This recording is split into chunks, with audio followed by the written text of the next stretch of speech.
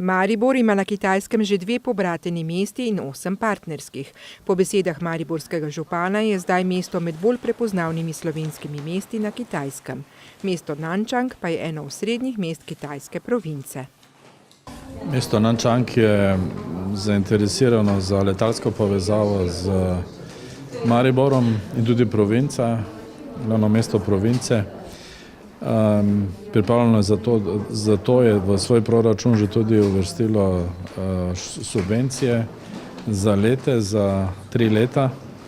Razen tega je v mestu sedež največjih kitajskih podjetij, ki se ukvarjajo z LED tehnologijo, tako da bi v letošnjem letu še radi pri opremljenju Maribora z novo LED razsvetljavo vzpostavili tudi komercialno povezavo z njihovimi podjetji. Nadaljnega sodelovanja se veseli tudi podžupan Nančanga Xiu Shenyan.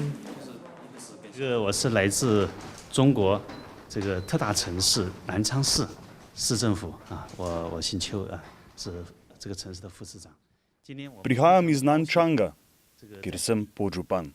Tokrat sem prišel v Maribor, da ponovno podpišem sporazum. Večjih sprememb v sodelovanju ne bo.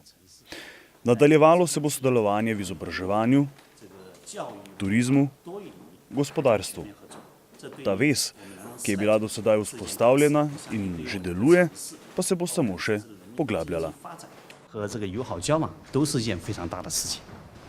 V prihodnjem letu pa naj bi se mesti povezali tudi na področju elektromobilnosti.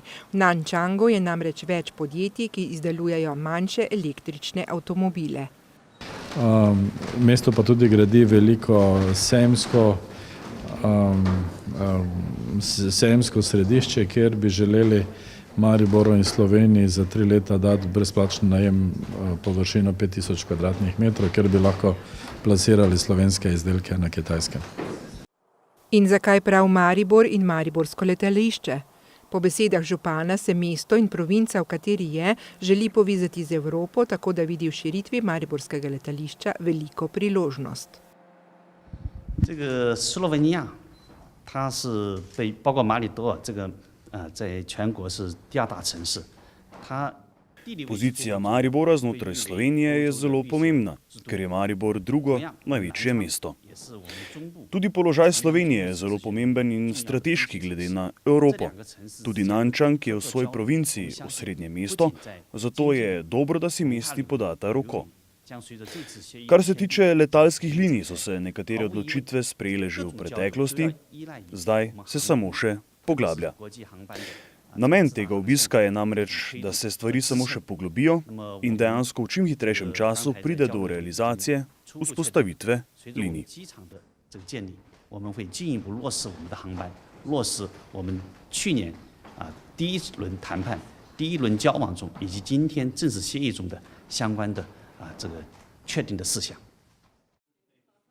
Pa ne samo kratkoročno, ampak tudi dolgoročno. Kot je rekel Shenyan, je namreč odprtih ogromno priložnosti.